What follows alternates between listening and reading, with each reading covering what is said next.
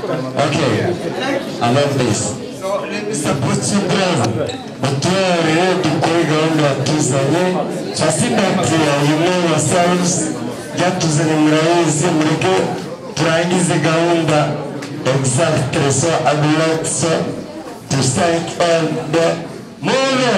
The room is very better. Take care. Amashyicyane kuri yakamwana akoze cyane. So nawe gutangira iki gikorwa cyacu. Okay. Nanjye ndabashubuje. Muraho. Ese kumbona muraho.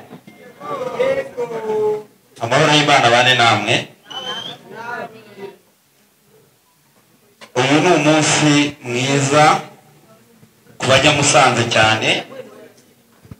Nge mbona ko mwari mukwiriye kuba mubyishimiye cyane, ariko ntabwo ndi bureke kubivuga. Ndabona hari bitabashimishije. Niba mwishimye rero mubyerekane. Nkeka ko ni igikorwa cyiza, ni igikorwa cyatekerejweho ndetse kibamo n'ubwitange kugira ngo tube twicaye aha ngaha.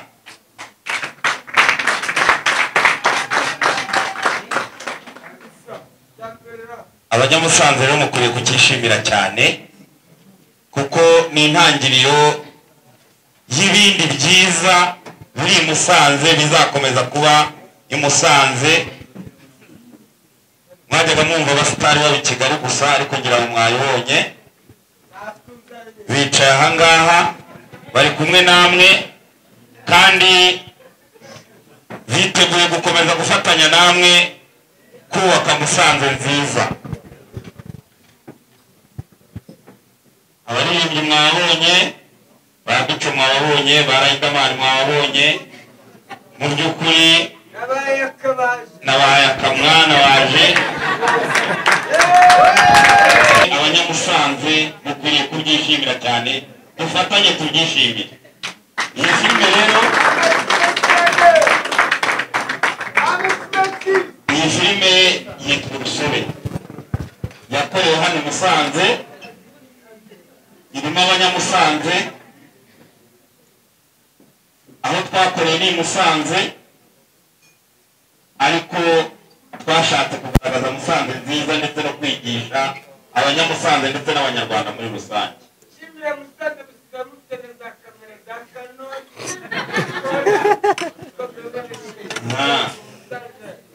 Iyi filime rero ndagira ngo mbakumbuze kuyikurikirana, tuyishyire hanze ku mugaragaro. Irimo inyigisho nyinshi. Rakaravuze ngo ndimbati, hano ntabwo ni ndimbati, hano nitwa Nzarora. Muraje murebe Nzarora rero aha ngaha. Simwe muri terasi. Reka rero dukurikire filime, turakomeza tuganire, hanyuma turaza kuboneraho n'umwanya wenda wo kugenda tubereka ababashije kuyigiramo uruhare rukomeye. Hari abantu badufashije, turabashimira cyane. Hari abatugaburiye, hari abatutwaye mu modoka, hari abaturyamishije. Abo bose turaza kubashimira, nongera mbasaba kugira ngo dukomeze kwishimana. Murakoze cyane. Turashimira Mebo, turashimira ndetse na Mico the best. Thank you so much for coming. Aka kanya rero twese dutuje, reka dukurikire iyi filime Urusobe. Ni screening yayo for the first time. Ugiye kuyikurikira, uraza kubona Nzarora, ubundi uraza kubonamo n'abandi bakinnyi batandukanye, ariko dushimira ndetse abavandimwe bose bateye inkunga iki gikorwa kugira ngo kigende neza. Goye icyo nzi cyo ni kimwe gusa, nuko afite ubushobozi bwo kuzamura industry yacu dushyize hamwe araho bizagira. Thank you so much Ibra. So turashimira media houses zaje kugira ngo iki gikorwa abantu bakibone, abari byiza, ari nako dushimira ndetse n'abafatanyabikorwa. Nari navuze Fatima Hotel, tunavuga Susa Garden. Thank you so much for supporting this industry. Turashimira Philoter, Urungano, Virunga Palace, turashimira Best View Hotel ndetse n'abahanzi bacu hariya baje gushyigikira. Ariko ntabwo twakwibagirwa na mukuru wacu Trump, perezida wa Musanze buriya nawe ari byiza kugira ngo nashyigikire umupira siporo na entertainment muri rusange byose byisanga no muri sinema nta kibazo. Perezida nawe reka tumushimire cyane Trump, thank you so much. Amashimwe cyane. Turi hano nuko ari uguha agaciro filime y'urusobe ndetse no guha agaciro Musanze, anako duha agaciro media houses, ibitangazamakuru bitandukanye ndetse n'undi muntu uwo ari we wese wari ufite igitekerezo cyangwa se ikibazo yabaza ku bantu bateguye iyi filime. Uyu ni umwanya wanyu. Niba ari umunyamakuru nta kibazo yakwivuga ndetse n'igitangazamakuru akorera. Niba ari umuntu usanzwe nanone yakwivuga agatanga ikibazo cyangwa se igitekerezo cye. Murakoze. Baba Ben araza kumufasha kugira ngo umanike ukuboko amuhereze microphone. Thank you.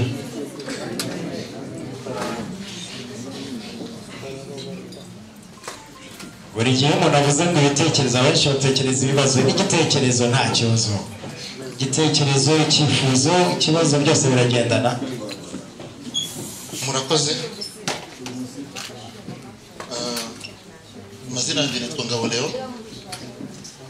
Filime tumaze kureba hano ni filime nziza. So igitekerezo cyanjye kuri bino bintu nuko undi muntu uri hano wese umuterankunga ashiramo ingufu kugira ngo wenda sinema izamuke. Abahanga bashoboye bazwi bakunzwe twebwe nk'abanyamusanze reka mvuge mu izina ry'abanyamusanze twakora ibyo bwa mbere ngira ngo igikorwa nk'icyo kurushinga kibereye mu ntara twe tubimenyereye i Kigali. Turashimira abari ku ruganda rwa sinema kuba mwaratekereje ku banyamusanze. Ikindi ni ukwibanda ku bibazo ndagira ngo mbaze twagiye twumva cyangwa tureba amaseri yagiye akinirwa mu Rwanda ugategereza ko seri izarangira ugaheba. Ese mwebwe mwaba mwaragimye umubare wa season n'amaseri izaranga urusobe series kugira ngo byabura tuzazirebe kuko twagiye tureba Vikings zikarangira tukareba Game of Thrones zikarangira, aho twebwe ntituzategereza ko filime izarangira ahubwo nuko tukumva ngo bacitse intege barangira na filime cyararangiye. Murakoze n'icyo kibazo cyane gukora ibice bike. Urukundo abantu batugaragarije hakuza ari benshi, hari n'abatashoboye bitewe n'uko twateganije gukorera bitashobotse kubera imvura hano hakaba hato. Ntabwo wategeka gukora iryo kosa ryo kwima abantu ibyo bashaka. Urukundo tuzakunda iyi filime nirwo ruzagena aho tuzahagarikira, nubwo twari duteganije izigera mu ijana. Murakoze.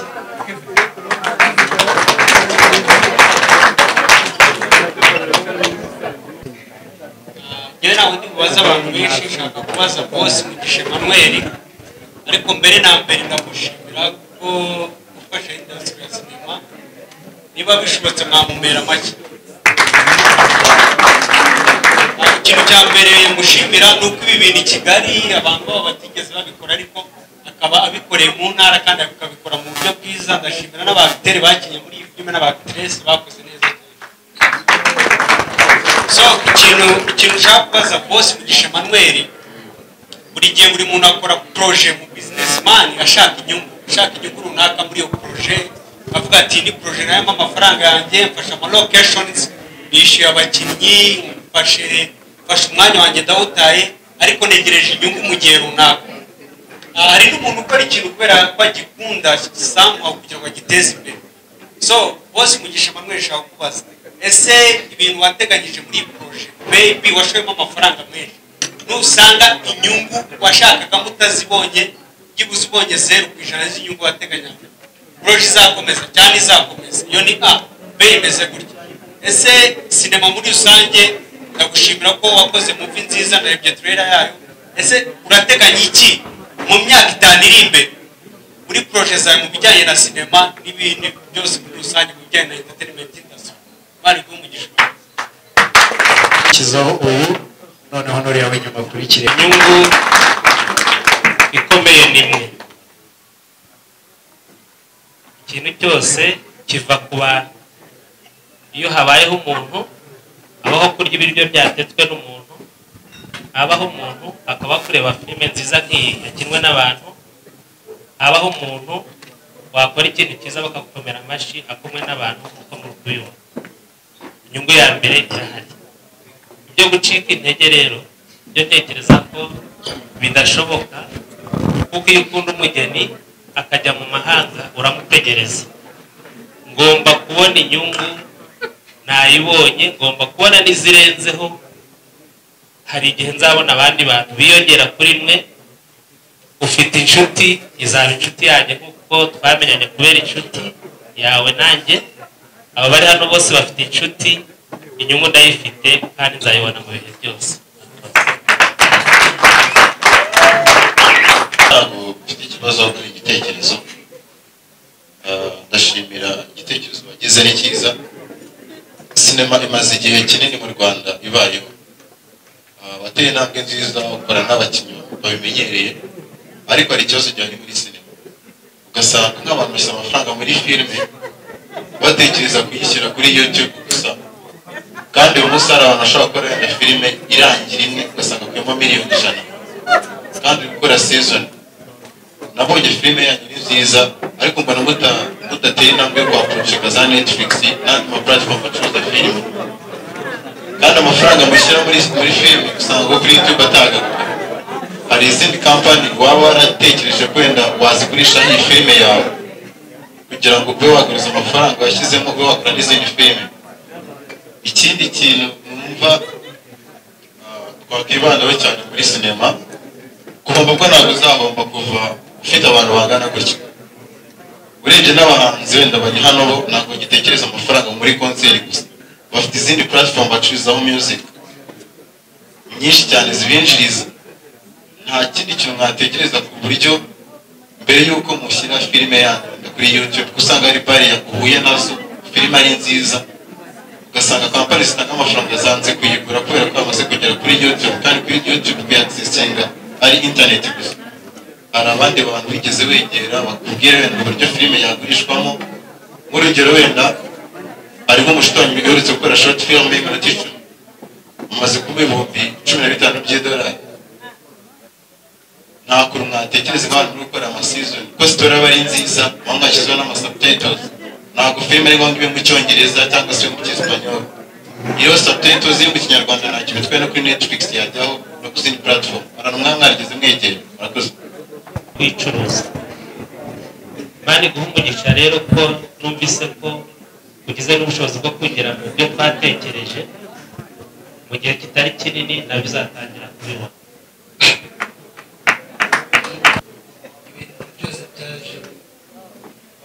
Business.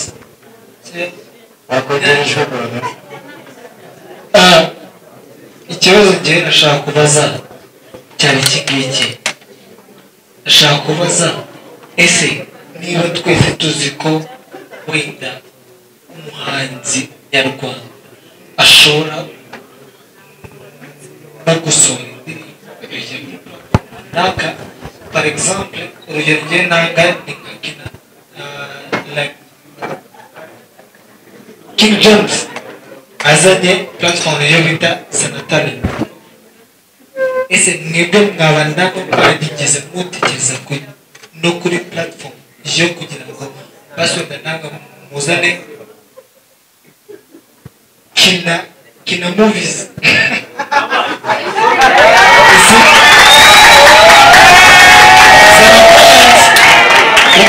zana talent yaje kubera umuziki nyarwanda, sibyo?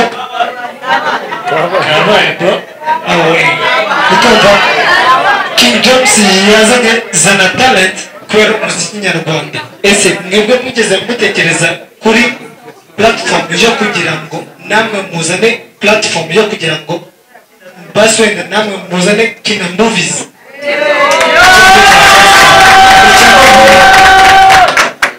Icya kabiri njyewe nabazaga cyari ukubaza ese niba hari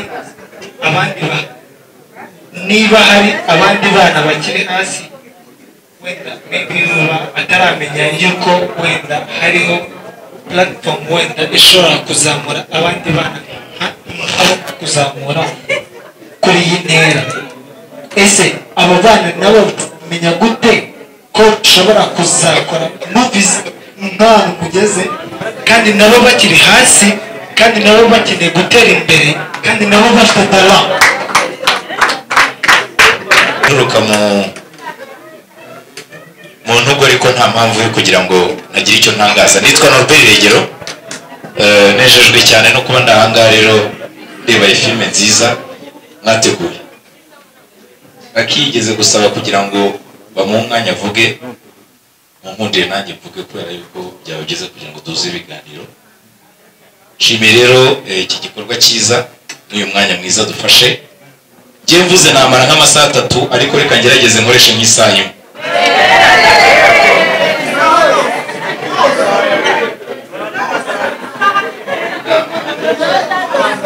Byajya bivugwa haruguru, umuvandimwe yarakomoje kuri platform zitandukanye. Ntabwo ari bishya yuko sinema yaba iri ku rwego runaka, ntabwo ari mu discours menshi ndibuvugeho, ariko ngewe nagira ngo nange igitekerezo. Numvaga nk'uko byari byavuzwe haruguru, ikintu cyo kwagura sinema ikava i Musanze ikajya i Kigali karenga, ikajya muri East Africa ikaharenga, ikajya i Burayi ikaharenga, ikajya n'ahandi, mwazagitekerezaho cyane kubera yuko ubu ngubu nta muntu ukivuga ngo rwe gitangira. Ntabwo nabonye hariya ahantu umuntu ashobora kuzayireba umunsi runaka, kandi byanze bikunze abari gusoma agasururu nk'abapapa bari hano cyangwa abandi basore dushobora gutaha tutibuka neza n'izacu. Wari umwanya mwiza rero kugira ngo tumenye hano tuzayireba n'umunsi izaza. Ariko ikiruseho byose ni uko numvaga byarushaho kuba byiza cyane mutekereje ku ma platform yavuzwe. Hari nka zacu, sinyamamariza ahangaha ariko nyivuze kugira ngo mbwire umuvandimwe yo kwihari, ntabwo ari kinamuvi. Ubwo rero ngiye icyo nari ngiye kuvuga ni ugushima cyane, ariko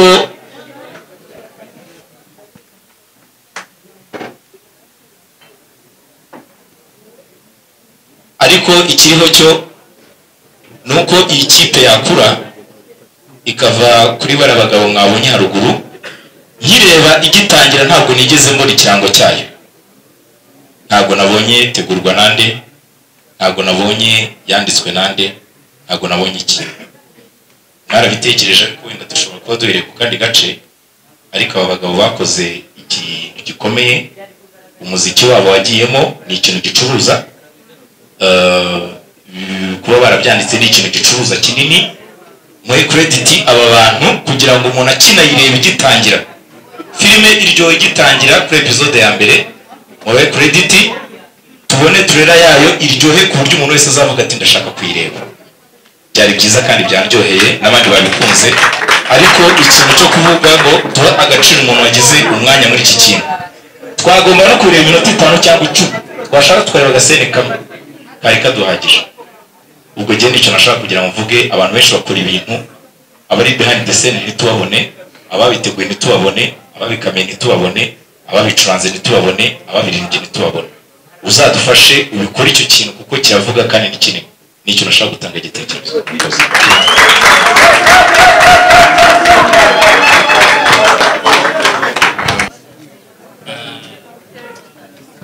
filime aho guca harahari, hadahari ntabwo abantu baba bazibona.